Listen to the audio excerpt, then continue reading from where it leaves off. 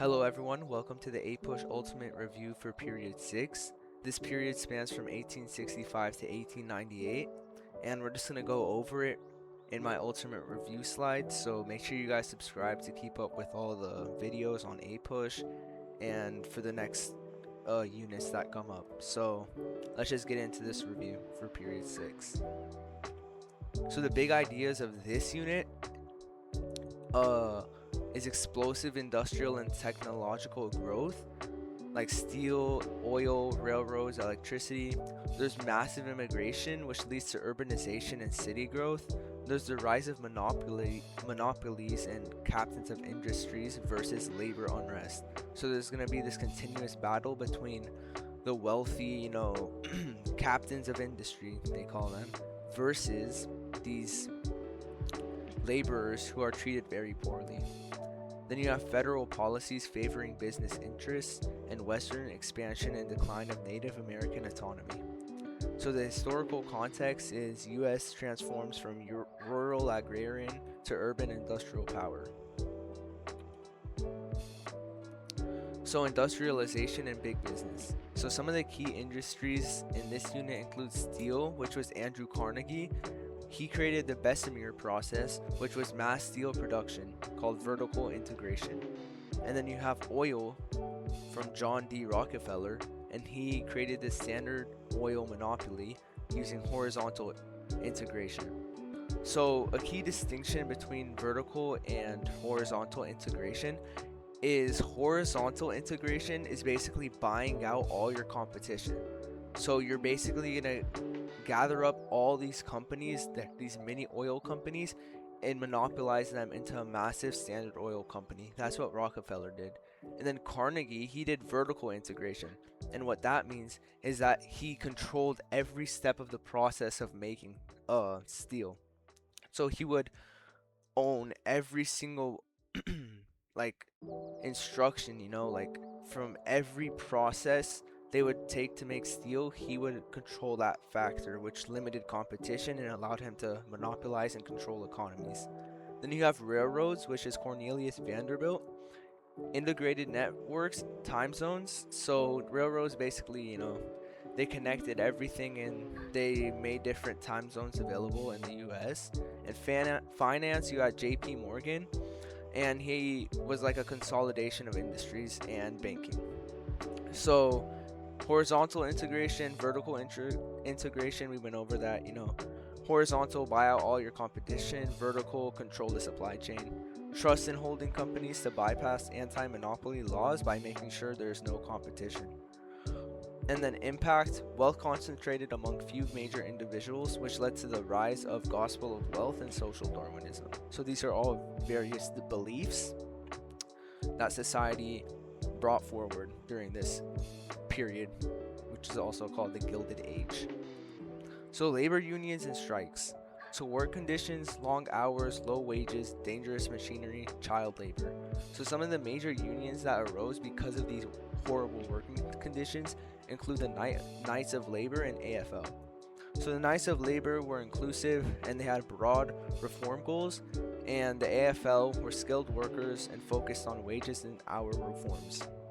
Some of the key strikes include the Great Railroad Strike, the Haymarket Affair, Homestead Strike, Pullman Strike, and these were all strikes against these big monopolized business, and the working class wanted to improve their wages and the working conditions. So the trend we see here is the government and courts generally sided with employers in these big companies over unions because of big businesses persuading them through politics. So what these big businesses did, they basically influenced these politicians by, doing shady money launderers and all of this so that they would stay on the big business side and not give in to these strikes.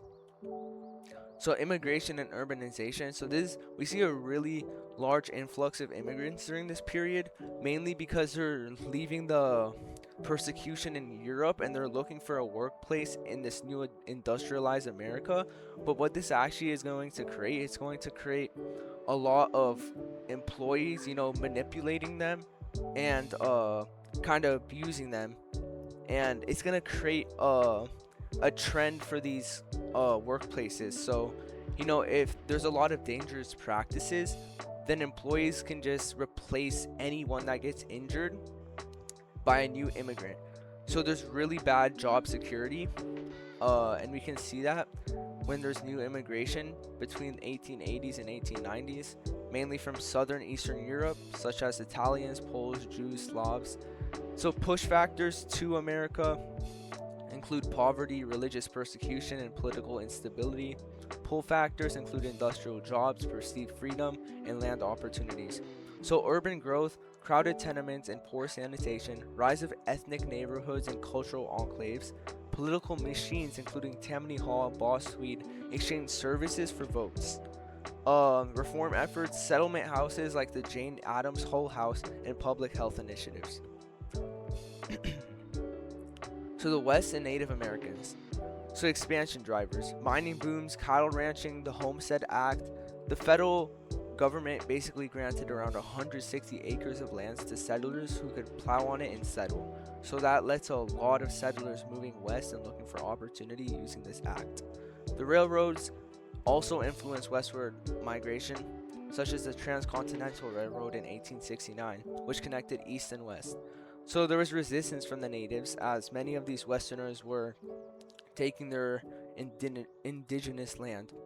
So you have the Battle of Little Bighorn, Wounded Knee Massacre, Ghost Dance. So you just kind of want to get the gist of it. There's a lot of resistance, and this is kind of the last resistance of the natives. So we're going to see assimilation policies starting to come up, such as the Dawes Act, which divided these tribal lands into private plots and boarding schools. And there's also Turner's thesis, and he claimed the frontier shaped American democracy, and now that it's closed, America's going to have to seek outside of the country, which we'll see in the next unit when they take on imperialistic policies. So government and politics. So party politics, Republicans, industry, high tariffs, business interests, Democrats, South, working class immigrants, low tariffs. Then there's a lot of corruption and scandals and civil service reform. So during this time, Pendleton Act was passed, and this was basically a merit-based federal jobs after Garfield got assassinated. So the government offered jobs based off merit rather than just appointment by, politicians who favor certain people, so it's all off merit. Economic debates. So you have gold standard versus free silver, inflation versus stability, and the Sherman Antitrust Act aimed at monopolies often misused against labor. So the Sherman Antitrust Act was aimed to disrupt these monopolies and kind of give back to these laborers, but it actually failed. But we'll see in the next unit that certain acts were passed and they were actually successful in this progressive movement. But right now the government's truly siding with these big businesses. We have the agrarian protest right now and populism. So there's a lot of farmer discontent right now. There's falling crop prices, railroad shipping fees, tight credit, debt cycle worsened by deflation under gold standards. Organizations. So you have the Grange movement, and it's a cooperative grain storage, political advocacy.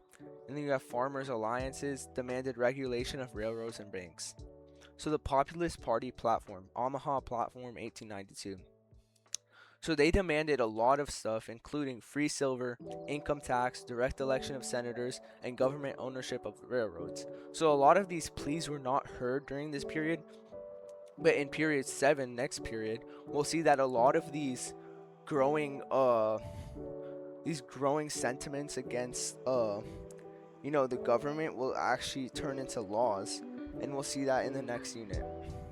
And then there's the election of 1896, and you have the two William Jennings Bryan, and he's the Cross of Gold, speech for free silver, and William McKinley, and he supported gold standard, and he won.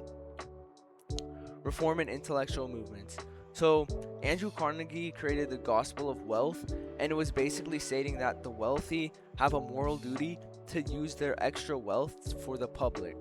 So he advocated for philanthropy, which was building libraries and universities over direct charity. and he justified inequality as natural but believed in uplifting society through education and culture.